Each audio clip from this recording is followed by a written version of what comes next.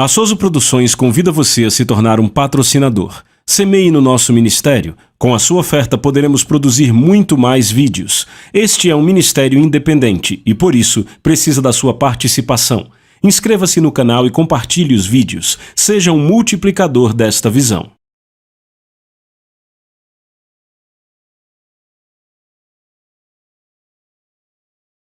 Os versículos usados nos vídeos que traduzimos nem sempre correspondem a versões em português. Muitas vezes precisamos traduzir do original em inglês para fazerem sentido no contexto do vídeo. Senhor, nos alegramos com a Tua palavra, em nome de Jesus. Eu vou dizer, esse povo aqui é um povo muito empolgado. Uau! Amém! Uau, é impressionante!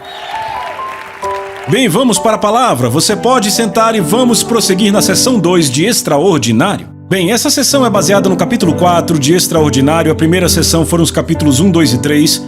E eu vou fazer uma pequena revisão. Eu vou voltar para Efésios capítulo 3, versículos 9 e 10 na versão A Mensagem. Paulo, o apóstolo, diz: a minha tarefa é trazer à luz e deixar claro o que Deus está fazendo. Lembre-se, na última sessão, falamos sobre o quê? Uma mudança de paradigma. Eu realmente creio nisso, sabe? Tem havido uma preocupação no meu coração sobre a igreja, que é a seguinte: a igreja na América, e eu digo isso porque viajo bastante pregando, já fazem 20 anos que meu ministério está assim, mas eu tenho visto que a igreja está quase chegando num lugar onde nós somos mais atraídos por inspiração do que por transformação. É tipo, se conseguimos inspirar alguém, rapaz, a gente se atém a isso? Mas quer saber? Essa inspiração pode vir de um manual de coaching, de um artigo de jornal, de um artigo de revista que alguém escreveu, ao invés de fato vir da palavra de Deus que traz transformação. Está comigo? A palavra de Deus é de fato o agente de mudança que traz essa mudança de paradigma. Repita, mudança de paradigma. Porque eu estou crendo, foi essa palavra que Deus pôs em meu coração, que haverá uma mudança de paradigma em nossas vidas como resultado do que Ele está fazendo em nós através deste curso. Então Paulo diz, minha tarefa é tornar público. Em outras palavras, o que significa um mistério de Deus? Você vê muito isso na Bíblia, um mistério, certo? Que está escondido em Cristo. Mistério não significa misterioso. Mistério não significa isso. Mistério simplesmente são verdades não reveladas. Como essas verdades não reveladas são reveladas pelo Espírito Santo? Veja, Jesus olhou para Pedro e disse, Pedro, você é bendito, porque não foi carne ou sangue que te revelaram isto, mas o meu Pai que está no céu revelou isso a você. E eu te digo que tu és Pedro, pequena pedra, e sobre esta enorme pedra, ele disse, edificarei minha igreja. Esta pedra enorme é a palavra revelada de Deus. É disso que precisamos, da palavra revelada de Deus. Se você olha para Eva, ela recebeu uma palavra comunicada do seu marido. Deus deu o comando de que poderiam comer livremente de toda a árvore, certo? Antes de Eva chegar. E Eva provavelmente disse a Adão o que foi que Deus disse enquanto eu não estava aqui. E Adão disse, tá vendo aquela árvore ali? Podemos comer de todas as árvores menos dela. Então quando o diabo veio e tentou Eva, ela disse, não podemos comer nem tocar. Deus não disse nada sobre tocar. Entende? Ela só tinha o conhecimento comunicado. Precisamos do conhecimento revelado porque isso é o que traz transformação. O que Eva teria feito se tivesse ouvido de Deus? Sabe, eu desafio vocês para que em tudo que vocês ouçam, nessas próximas 11 lições, vocês vão mesmo na palavra de Deus e procurem e cavem e permitam que o Espírito Santo expanda. Mas deixa eu dizer, há uma unção aqui e o Espírito Santo vai fazer coisas explodirem no coração de vocês nessas 11 sessões. Mas eu te desafio a voltar para a palavra e fazer com que ele edifique sobre isto. Foi sobre isso que Jesus disse que edificaria a sua igreja. A igreja dele não é edificada sobre informações, não é edificada sobre inspiração, ela é edificada sobre transformação. Você está comigo? Se você olha para Pedro, mesmo depois que metade da equipe foi embora, Jesus pergunta, e você, Pedro, também não vai? E ele diz, eu também não gostei dessa história de comer sua carne e beber seu sangue, mas eu sei que você é o Cristo, então ele ficou. Foi aquela palavra revelada de Deus que fez com que ele permanecesse. Estão comigo? É nisso que eu quero que você continue crendo ao longo dessas 11 sessões. Eu quero que você creia e diga, Deus, eu quero que você exploda a sua palavra em meu coração. Eu quero ouvir a sua voz na voz desse cara. Estão me ouvindo? Vocês estão comigo? Eu estou empolgado. Eu estou tentando ir para a Bíblia. A minha tarefa é trazer à luz, Deixar claro, veja, isso é conhecimento revelado. O que Deus está fazendo em segredo e por trás dos bastidores. Através de cristãos como vocês, este extraordinário, gritem extraordinário, plano de Deus está se tornando conhecido e sendo falado até entre os anjos. Eu amo saber que eu estou dando assunto para os anjos. Certo? Então vamos para a definição de extraordinário, o que está além do normal, excepcional, o que excede a medida comum. Alguns sinônimos: notável, maravilhoso, inimaginável, e antônimos são comum, normal e usual. Lembre-se, o oposto de extraordinário é normal. Agora, na sessão passada, estabelecemos o fato de que Deus não apenas quer que vivamos extraordinariamente, mas que isso agrada a Ele. Repitam, agrada a Ele. Certo? Vamos de novo à Bíblia, 2 Coríntios capítulo 5, versículos 9 e 10. Assim fazemos disso nosso alvo, quer presentes ou ausentes, o bem agradarmos, repitam, bem agradarmos, a Jesus. Por quê? Porque todos devemos comparecer perante o tribunal de Cristo para que cada um receba segundo tiver feito, por meio do corpo, quer seja bem ou mal. Repitam, bem ou mal. Repitam, mal. Você percebe que Paulo está dizendo que no julgamento do crente haverá literalmente coisas ruins pelas quais devemos prestar contas? Eu deixei isso claro na sessão passada. Nossos pecados foram erradicados pelo sangue de Jesus. Estão comigo? Então, quais são essas coisas más? Hoje eu vou falar com vocês sobre isso. Estão comigo não só para o mal, mas também para o bem. O que eu quero que você entenda é que há coisas pelas quais prestaremos conta, que são más e sofreremos perdas eternas como crentes. Estão comigo? 1 Coríntios capítulo 3, vimos que Paulo disse que para certas pessoas no dia do julgamento de Cristo tudo será queimado, porque fizeram tudo por motivos carnais, mas ainda assim serão salvas e entrarão no céu por causa da obra salvadora de Jesus. Isso não é maravilhoso? Eu não quero ser um desses que vai ter as obras queimadas. Você diz amém para isso? Amém. Por isso que você está aqui ouvindo esse curso, porque você quer a palavra de Deus transformando sua vida para que você possa glorificar Jesus. Então eu vou deixar algo claro. O tribunal de Cristo irá mais fundo, além das nossas palavras e ações. Ele irá direto nos nossos pensamentos, motivos e intenções dos nossos corações. E aí? Isso é pesado. Paulo diz em 1 Coríntios capítulo 4, versículo 5, nova tradução viva. Diz, quando o Senhor vier, Ele trará os nossos segredos mais profundos à luz e revelará nossos motivos particulares. Você está entendendo? É pesado, não é? Paulo está falando com crentes aqui, não com incrédulos.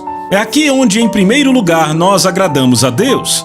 A vida extraordinária começa em nosso ser mais íntimo. Eu quero ler algo para vocês na Bíblia ampliada.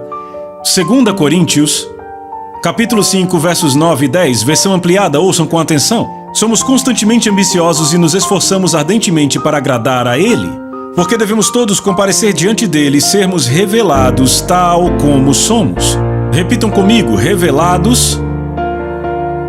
Outra vez, revelados tal como somos. Diga de novo, revelados tal como somos. Diga, revelados tal como somos. Já internalizou?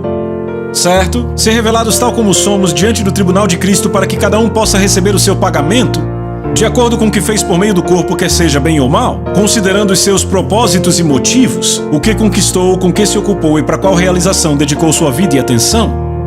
Agora, prestem atenção à expressão revelados tal como somos. Isso é chocante. Deixa eu começar a falar sobre isso. Cada ser humano tem 3 imagens. Repitam, 3 imagens. Quais são as 3 imagens? Nossa imagem projetada, nossa imagem percebida e nossa imagem real. O que é nossa imagem projetada? Nossa imagem projetada é a forma como desejamos que os outros nos vejam. Nossa imagem percebida é a imagem com a qual, de fato, os outros nos veem. Nossa imagem real é a forma como realmente somos, é como Deus nos vê e é o que será revelado no tribunal de Cristo. Veja Jesus, certo? A imagem percebida dele não era muito favorável entre os notáveis. Achavam que ele era inspirado por demônios, um herege. Chamavam ele de bebedor de vinho e glutão. Certo, hoje seria o equivalente a um fanático de seita. É isso que você é, você é um bêbado, Eles chamaram ele disso. Essa era a imagem percebida deles sobre Jesus. Mas a imagem real dele era bem diferente. Porque a Bíblia diz a respeito dele que ele é a imagem expressa do Pai. Hebreus capítulo 1, versículo 3, mas a imagem percebida dele não era favorável para muitos. Estão comigo? Certo, muitos que tinham reputação e influência focaram-se na imagem percebida que tinham de Jesus, enquanto Deus via apenas a sua imagem real. É por isso que ouvimos Deus dizer, bem no começo do seu ministério, quando batizado por João, este é o meu filho amado que bem me agrada. Repitam, bem me agrada. Sabe, é interessante, Jesus não havia entrado no seu ministério ainda quando Deus falou isso. Sabe o que isso significa? O prazer de Deus em Jesus não era baseado nos atos ministeriais que ele fez? Estão comigo? Por que Deus diria que Jesus bem o agradava antes mesmo de um só milagre ser feito por Jesus? Porque Jesus permaneceu fiel e verdadeiro a quem ele era, a como o Pai o havia feito. Você consegue imaginar Jesus crescendo com seus irmãos? Isso explodiu minha cabeça quando eu era criança. Eu era um garoto católico e descobri que Maria teve outros filhos, imagine. Isso não tira o nascimento virginal de Jesus, ela era virgem quando teve Jesus, ok? Jesus foi concebido pelo Espírito Santo, ok? Isso não tira a glória do nascimento de Jesus Cristo, ok? Mas ele tinha irmãos e irmãs. Você consegue imaginar? Sua mãe teve uma visitação angelical sobre o seu irmão. Seu pai teve sonhos com anjos neles falando sobre seu irmão, certo?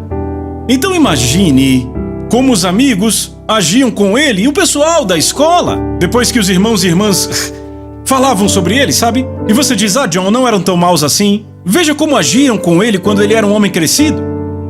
Sabe, ouça o que um meio-irmão de Jesus disse a ele quando Jesus já estava crescido. João 7, versículo 3, nova tradução viva. O irmão olhou para Jesus e disse, vai para onde seus seguidores podem ver seus milagres. Eles zombavam.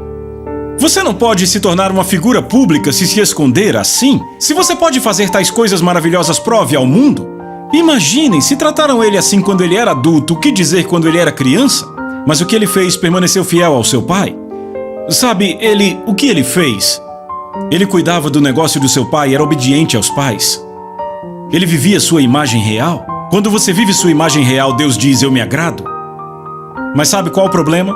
Cristãos demais na igreja hoje prestam mais atenção à sua imagem projetada porque querem ser percebidos favoravelmente. Estão comigo? Então o que nos preocupa é o status, nossas conquistas, nosso título, nossa reputação, o que as pessoas pensam de mim.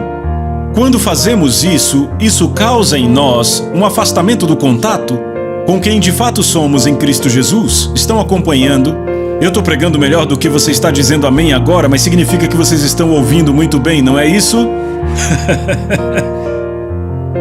2 Coríntios 5, versículo 11 diz algo impressionante. Lembre, o versículo 10 diz que devemos comparecer diante do tribunal de Cristo, lembram? Lembram?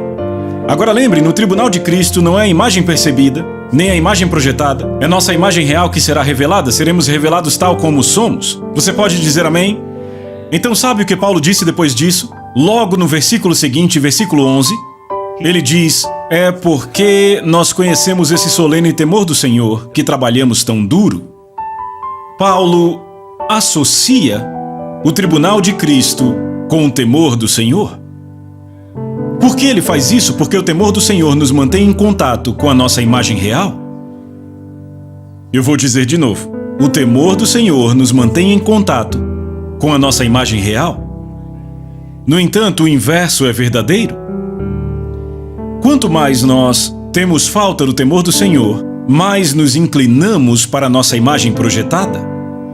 Tá ficando quieto aqui, tava todo mundo empolgado, não faz muito tempo, mas agora tá ficando quieto, eu sei que isso vai fundo. Você deve lembrar que prestaremos conta pelo bem e pelo mal no tribunal de Cristo, certo?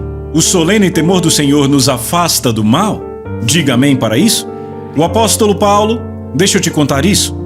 Ele foi um cara que temeu a Deus, ele não se importava com o que as pessoas pensavam, ele só queria ter certeza de que agradava a Jesus. Ele escreveu em Gálatas 1:10, eu amo essa passagem, é uma das minhas favoritas, no que diz respeito ao ministério. Sabe, eu tenho várias favoritas, na verdade eu amo a Bíblia inteira, todas são favoritas, mas enfim, ele diz, ouça o que ele diz em Gálatas 1:10, ele diz, isso soa como se eu estivesse tentando ganhar aprovação humana? Certamente não. O que eu quero é a aprovação de Deus. Aí está o temor do Senhor. Eu estou tentando ser popular com as pessoas? Se eu ainda estivesse tentando fazer isso, não seria um servo de Cristo? Um dia Deus falou comigo e disse, no dia que você tentar agradar as pessoas, terá abandonado o seu chamado? Ele disse: não será mais servo de Cristo, será servo dos homens. Não me entenda errado, como servo de Cristo eu sirvo a homens, mas eu estou falando de ser escravo das opiniões dos homens ao meu respeito. Estão comigo? Paulo temia a Deus e escreveu sobre isso bem no começo da carta, e eu tenho certeza que as suas razões eram alimentadas pelo encontro que ele teve com Pedro, Barnabé e outros, e ele fala disso no capítulo 2. Porque ouça o que Paulo escreve no capítulo 2 do livro de Gálatas, na Bíblia a Mensagem. Ele diz: quando Pedro veio a Antioquia, eu tive um confronto face a face com ele porque ele estava claramente desalinhado. Vejamos a situação. Anteriormente, antes que certas pessoas tivessem chegado da parte de Tiago, ele comia regularmente com os não-judeus. Mas quando aquele grupo conservador chegou de Jerusalém, ele cautelosamente recuou e deixou o máximo de distância possível entre si e seus amigos não-judeus. Isso demonstra o quanto ele estava temeroso da facção dos judeus conservadores que tem pressionado para a manutenção do velho sistema da circuncisão. Infelizmente, o restante dos judeus na igreja de Antioquia se juntou a essa hipocrisia. Repitam, hipocrisia. De modo que até Barnabé foi influenciado por essa dissimulação. Mas quando eu vi que eles não estavam mantendo um rumo firme e reto de acordo com a mensagem, com a palavra de Deus, levantei a voz para Pedro diante de todos, dizendo: se você, um judeu, vive como um não-judeu quando não está sendo observado pelos cães de guarda de Jerusalém, que direito você tem de exigir que os não-judeus se conformem aos costumes judaicos só para dar uma impressão favorável aos seus velhos colegas judeus? Uau, isso é forte! Você percebe que isso está na Bíblia para todo mundo ler? Pedro focou mais em sua imagem projetada, porque ele buscava desesperadamente a desejada aprovação.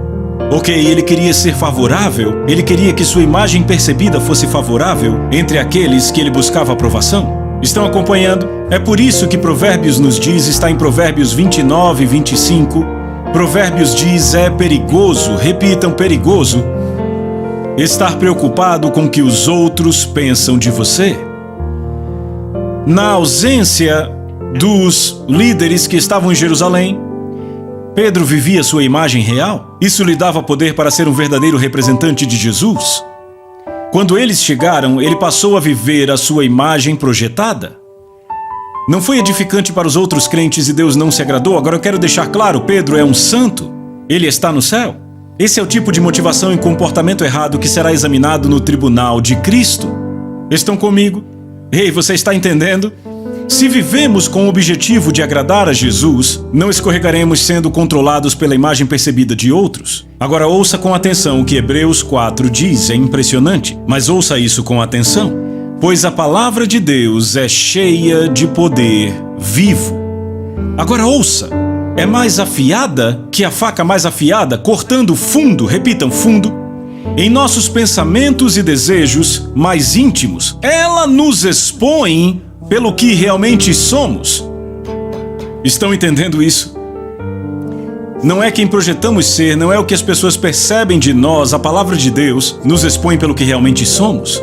Nada em toda a criação pode se esconder dele, tudo está patente e exposto diante dos seus olhos. É a esse Deus que devemos explicar tudo o que tivermos feito. Isso foi escrito para crentes. Ela nos expõe pelo que realmente somos, não pelo que projetamos ser. Sabe, tem uma passagem maravilhosa no livro de Ezequiel. Deus diz no livro de Ezequiel, capítulo 8, verso 12, ele disse: filho do homem, você vê o que os homens estão fazendo aqui no escuro? Dizem a si mesmos, Deus não nos vê? Deixa eu dizer uma coisa a vocês. Esses eram os líderes de uma nação espiritual. Os líderes de uma nação espiritual nunca diriam para si mesmos conscientemente: Deus não vê o que eu estou fazendo. Porque sabem que Deus é Deus. Onde está esse pensamento? No seu subconsciente? No seu coração? Estão comigo? Então agora você começa a viver uma vida pensando, o que você faz é reduzir a glória de Deus, porque quando você teme a Deus, você conhece tudo de Deus, você está reduzindo Ele a um homem. Porque quantos sabem que podemos esconder as coisas dos homens? Podemos esconder motivos dos homens. O que a falta do temor do Senhor faz? Veja, o temor do Senhor põe Deus lá em cima. A falta do temor do Senhor o reduz a uma imagem feita segundo o homem, Romanos capítulo 1. Veja, foi isso que Arão fez.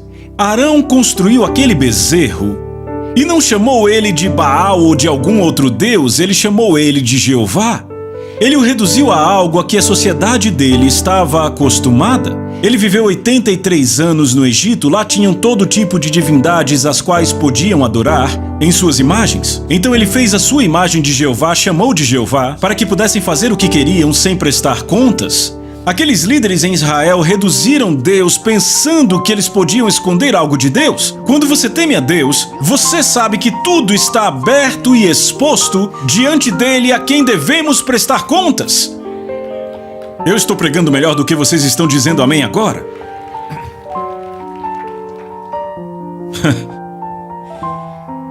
Uau! O que é o temor do Senhor? Primeiro, deixa eu te dizer, não é ter medo de Deus. Como podemos ter um relacionamento e intimidade com alguém de quem temos medo? Não é possível. E creia, a paixão de Deus é ter relacionamento e intimidade conosco. Então, o que é o temor do Senhor? Eu acho que o temor do Senhor pode ser melhor identificado quando Moisés tira o povo do Egito. Quando saem do Egito, para onde Moisés os leva? Leva direto para o Monte Sinai, não é? Por que vai para o Monte Sinai? Porque foi lá que ele encontrou Deus na sarça. Ele queria levá-los para encontrarem Deus. Uma das coisas mais impressionantes que eu descobri sobre Moisés e os filhos de Israel foi a seguinte: Israel foi abusada pelo Egito, levaram chicotadas, comeram do pior, viviam em favelas, seus bebês eram mortos pelos egípcios. Mas ainda assim saíram do Egito e ficavam dizendo: queremos voltar, era melhor voltar para o Egito. Moisés sai do Egito. Moisés vivia no melhor, o seu avô era o homem mais rico do mundo. Ele come, veste o melhor, aprende o melhor, ele tem tudo que um homem pode desejar. Ele sai do Egito e nunca diz: eu quero voltar. Por quê? Porque Moisés teve um encontro com Deus face a face na sarça. Israel teve uma chance naquele monte. Porque era isso que Moisés queria que eles fossem até o monte para encontrar Deus na sarça. Quando Deus desce aquele monte, sabe o que Israel faz? Eles, em completo terror, fogem. E sabe o que Moisés diz, Êxodo 20:20? Se você quer uma visão 20:20, aí está a verdadeira. Moisés olha para o povo depois que eles fugiram e ele diz: não temam. Repitam, não temam. Ele diz: porque Deus veio para testar vocês. Qual é o teste? Que o temor dele esteja em vocês para que não pequem. Não, peraí, parece uma contradição. Moisés diz: não temam, repitam, não temam, porque Deus veio testá-los para ver se há temor em vocês? O que Moisés está fazendo, diferenciando entre ter medo de Deus e o temor do Senhor? Há uma diferença. A pessoa que tem medo de Deus tem algo a esconder. O que Adão faz no momento em que ele desobedece a Deus, ele se esconde da presença de Deus. Foi o que os líderes em Ezequiel fizeram, estão comigo? Mas a pessoa que teme a Deus não tem nada a esconder. O medo delas é ficar longe de Deus. Estão comigo? Se olharmos para o rei Davi, repitam, rei Davi. O rei Davi temia a Deus. Você diz amém para isso? Veja o que o rei Davi diz em Salmo 139:23. Ele diz: sonda-me, ó Deus, e conhece o meu coração, prova-me e conhece os meus pensamentos, vê se há algo em mim que te ofende. Esse é um homem que teme a Deus, uma mulher que teme a Deus diria isso. Estão comigo? Então, o que é o temor do Senhor? Certo, primeiro, não tem como eu definir isso nos próximos minutos. Certo, então eu vou tentar resumir ao máximo. O temor do Senhor inclui, mas é mais do que isso, inclui respeitar a Deus. Repita, respeitar a Deus. É dar a Ele o lugar de glória, honra, reverência, gratidão, louvor e preeminência que Ele merece. Ele ocupa essa posição em nossas vidas quando estimamos a Ele e aos seus desejos acima dos nossos próprios. Vamos odiar o que Ele odeia e amar o que Ele ama. Literalmente temos o coração dele, certo?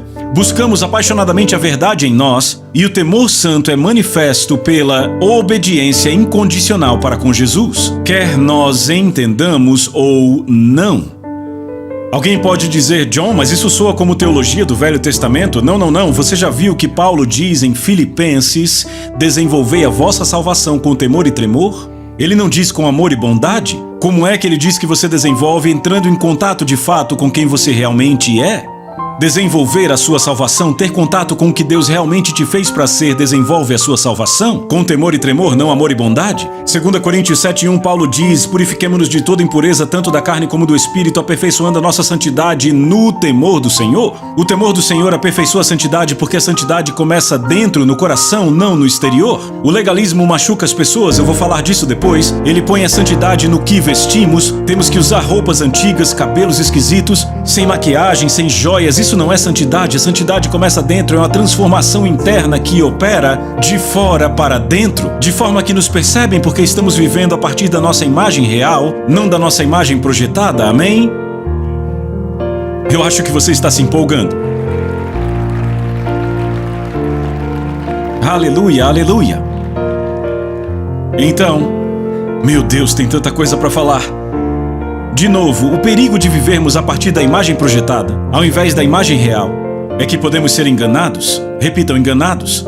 Só há um problema com o engano, ele é enganoso.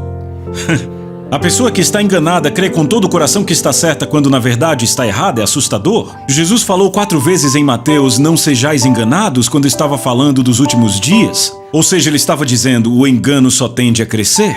Estão comigo? Tá todo mundo aqui? Veja o que Tiago disse, Tiago capítulo 1, de 22 a 25. Ele diz: não se enganem, apenas ouvindo a palavra. Ao invés disso, ponham-na em prática. Se você ouve a palavra, mas não a pratica, você é como as pessoas que se olham no espelho e se veem como são, dão uma boa olhada em si mesmas e aí vão embora, e de uma vez só esquecem como se pareciam. Mas se você olha de perto a lei perfeita, que liberta as pessoas e continua prestando atenção a ela, e não simplesmente ouve e depois esquece, mas a põe em prática, você será abençoado por Deus no que fizer. Repitam, olhar no espelho. Enquanto olhamos no espelho sabemos quem somos, mas quando nos afastamos esquecemos. Vou dar um exemplo. Eu e minha família temos passado férias no Havaí pelos últimos 15 anos, porque eu e Lisa viajamos tanto voo grátis, tanto hotel grátis por causa das milhas que acumulamos. Então, de fato, o custo não é alto para nós. Eu amo ir para o Havaí e eu te digo por quê. Porque eu gosto de acordar às 4 da manhã. Porque eu sou um homem do dia, ok?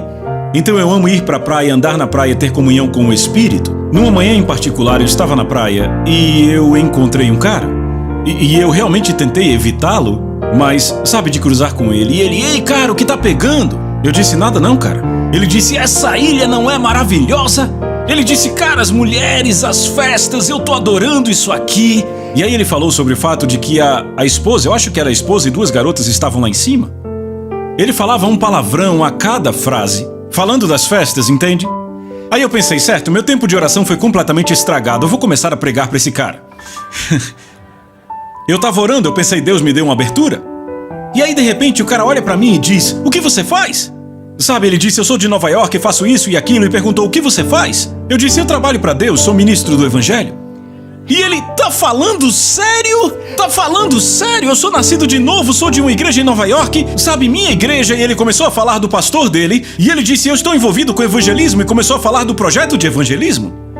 E eu travado, ok? Eu estava em choque.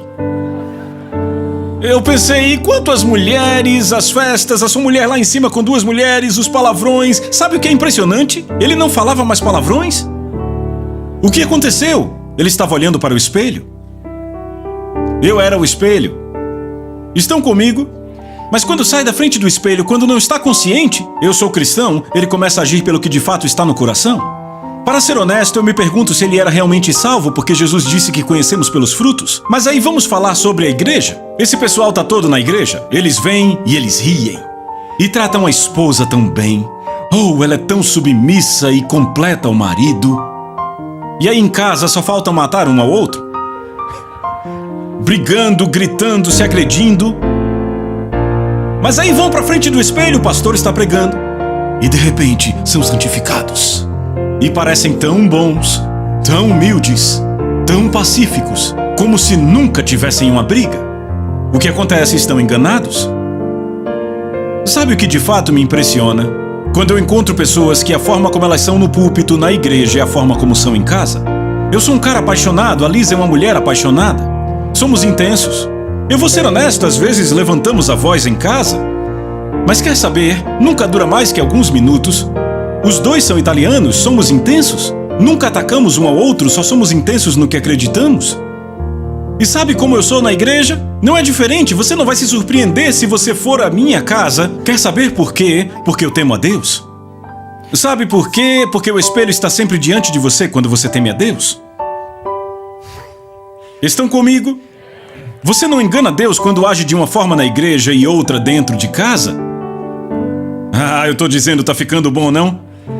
Oh, meu Deus, meu Deus, meu Deus. Então, se escolhemos focar em nossa imagem projetada, vamos abandonar a bênção de sermos transformados na imagem de Jesus Cristo? Tem que ser uma escolha firme, pessoal. Você tem que firmar um propósito no coração de temer a Deus. Salmo 111, verso 10 diz: o temor do Senhor é o princípio da sabedoria. Você nunca encontrará sabedoria fora do temor do Senhor. Deus não se revelará fora do temor do Senhor, porque a Bíblia diz que é onde Ele se revela, no temor do Senhor. Estão comigo? Tiago faz uma declaração: quem entre vós é sábio e inteligente? Tiago está obviamente falando disso, ele está perguntando quem entre vós teme o Senhor, porque não há sabedoria ou inteligência fora do temor. Ele disse: mostrem mansidão de sabedoria mediante condigno proceder suas obras. Se pelo contrário tendes inveja no coração, não minta contra a verdade, essa não é a sabedoria que desce lá do alto? O temor do Senhor, mas é sensual e demoníaca? Ok, a palavra de Deus nos protege desta armadilha. Eu estou te dizendo algo.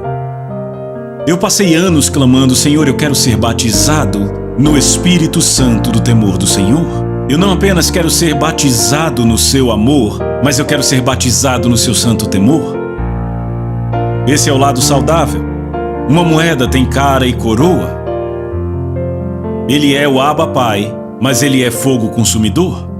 Ele é papai, mas também é o justo juiz. Temos que conhecê-lo como nosso papai que nos ama incondicionalmente e também como nosso rei vencedor de guerra que está voltando e que é o rei do universo. Você aprendeu algo bom hoje? Amém? Não viva pela sua imagem projetada, viva pela sua imagem real. No temor do Senhor, Deus te abençoe e até a próxima.